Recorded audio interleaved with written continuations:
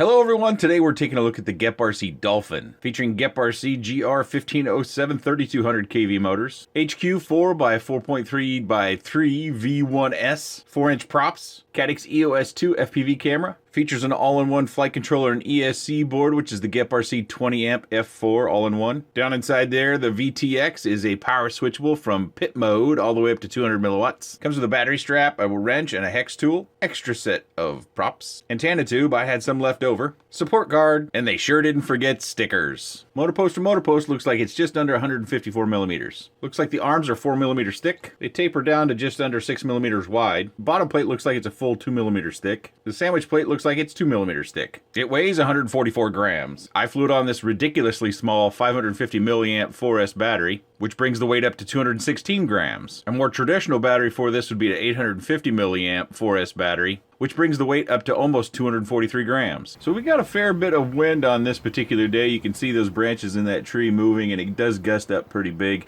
but we've got a 4-inch machine. So probably the first thing you're saying is, why are you flying it on such a small battery? Well, we still get a 3-minute flight with the way I fly around my yard, and I found that once I get over 3 minutes running an 850 milliamp battery, I just crash out anyways.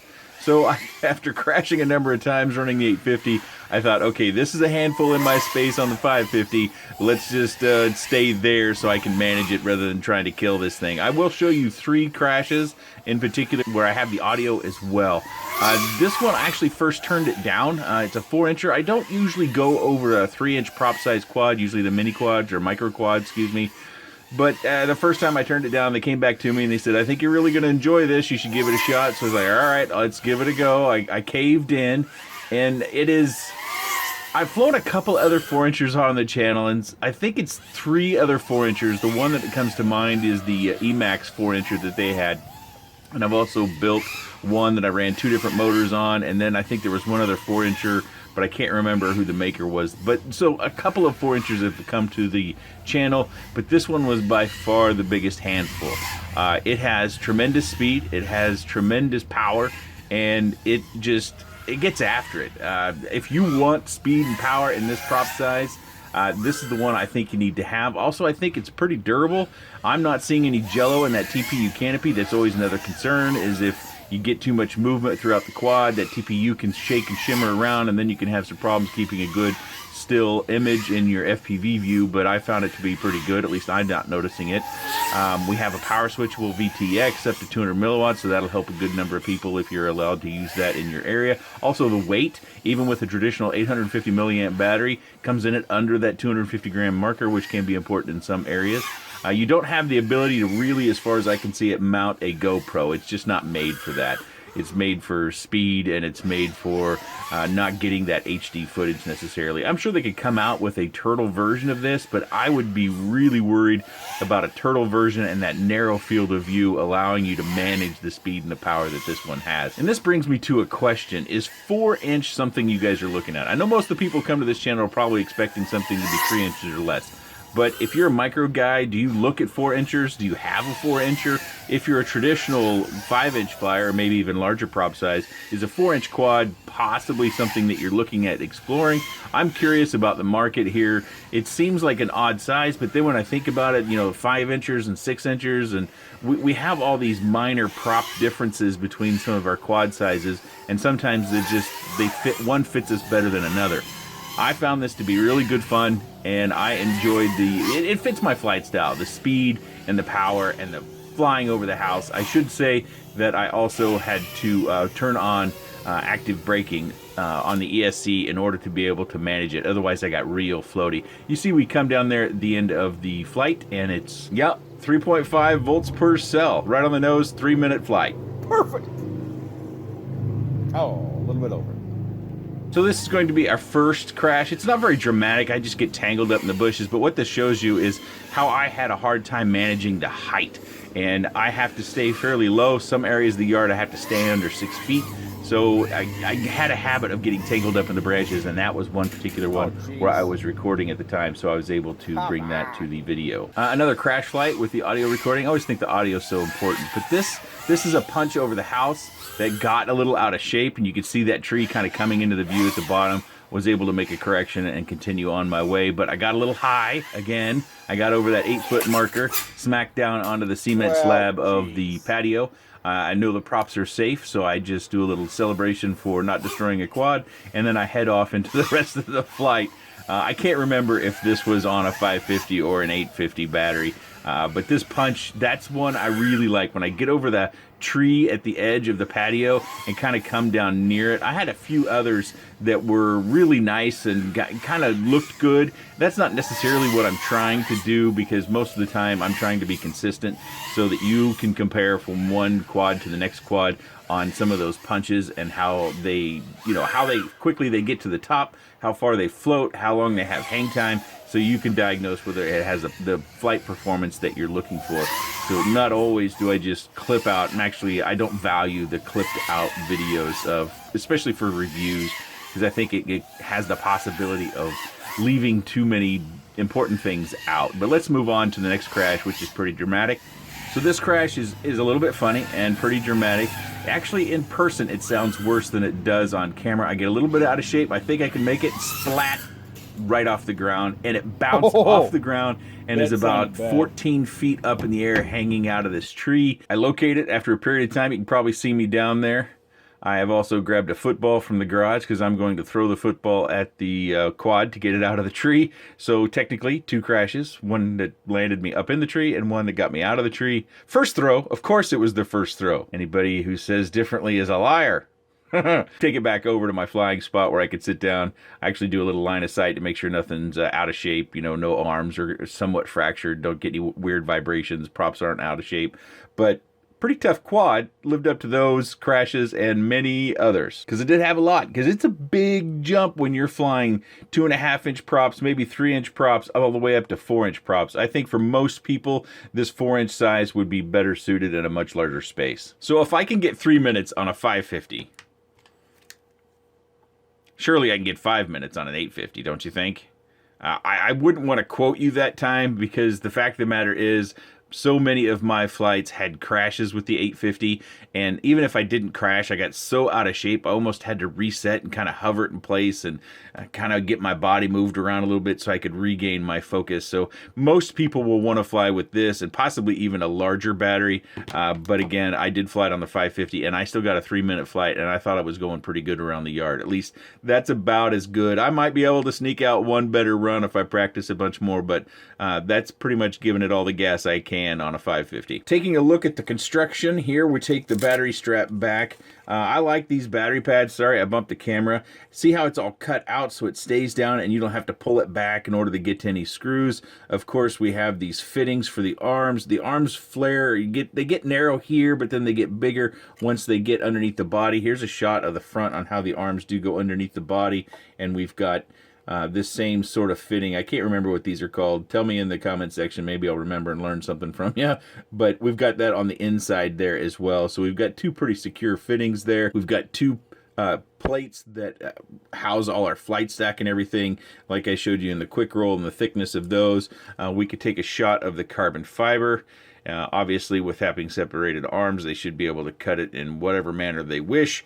And as far as the stiffness goes, get my thumbs in there. Yeah, I can make it flex, but I gotta give it some pretty good. So I'm not concerned about the durability. I showed you 3 crashes, 3 different varieties. Of course, crashing comes in all shapes and sizes. They do have a capacitor on here, and it's a 35 volt 220 microfarad capacitor. They have it heat shrunk down here. They did not secure the battery lead. I did that. That's pretty much normal. You can see I've got a little bit of a wrinkle in my lead there, so I've got a little bit of slack. So if this does get pulled on, it doesn't pull immediately on the pad. It's got a little bit of slack before it actually would pull on there. You can see I've got some grass tucked away in here from some of my crashes.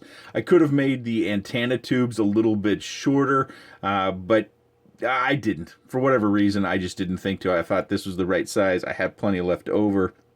I could have made shorter ones, but I chose not to. Mine did not come with a receiver, so I had to take everything apart, and it is fairly cumbersome getting in and out of these tight little pods.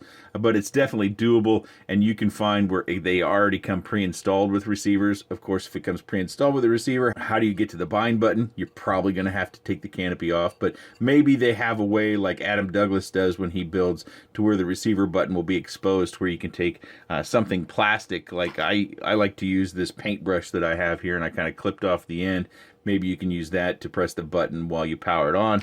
Of course, I've got a smoke stopper with a switch. Thank you, Mr. Aaron, for that. That has been a well-used product. I would pay high dollars for something like that. With all the quads that come and go, that has been very, very important to my setup procedure. So thank you again, Mr. Aaron. I found the wiring was all pretty tidy, pretty neat. You can see how we don't have anything kind of hanging out. We have the quality assurance sticker. So quality is assured, right? Because it has a sticker. Well, we always kind of hope so. The antenna sits in here firmly. It doesn't wiggle about. It's not hard, nor is it easy to... It's not hard to get in, and nor is it easy to get out. The receiver, I'm putting that in. If I remember correctly, I have got an XM Plus in there. I'm trying to tell... Yeah, this is an XM Plus, so this is slightly larger. A smaller receiver like the RSXR would be a little bit easier to get in here, because you can see I've got it kind of lined up because I needed to use that space in the canopy. I'm sure you could get it in there sideways. It just, I thought it was cumbersome when I tried to line everything up and get it secured back down. Lining it up sideways through there, like laying flat on the board. Plus you've got the antenna for the cabling for the antenna to deal with in there. So I opted to go with the antenna side down, wire side up.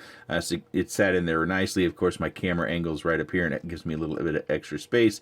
If you've got a lower camera angle, that might push things around a little bit. So it's just not easy to add your own receiver is one of the basic driving points. You can see we have an extra slot in here if we wanted to move the camera back a little bit, which could be important depending upon how much you want to protect the camera. I'm not a huge fan of the Caddx Turtle. It has a tendency to have kind of a red hue to it. Sometimes there's debris underneath it, but it is a pretty good budget light camera. Of course, most of us would like to see some of the $30 to $35 cameras that are nano-sized.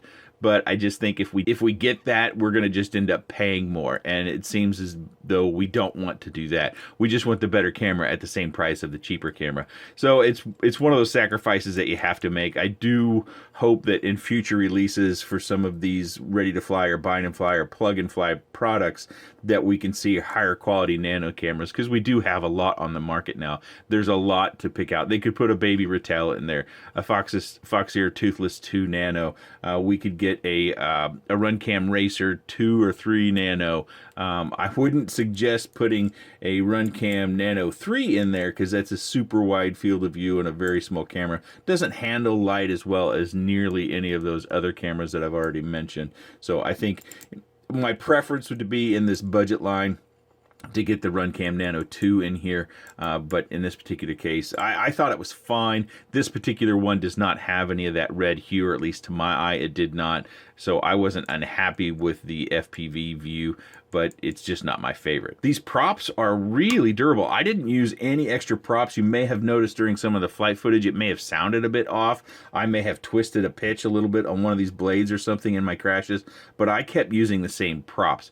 That was a little bit of a surprise to me, because as you can see, they have a real wide blade and then they come down to the hub, but it is a bigger prop. It's more substantial, and it's on a very light quad.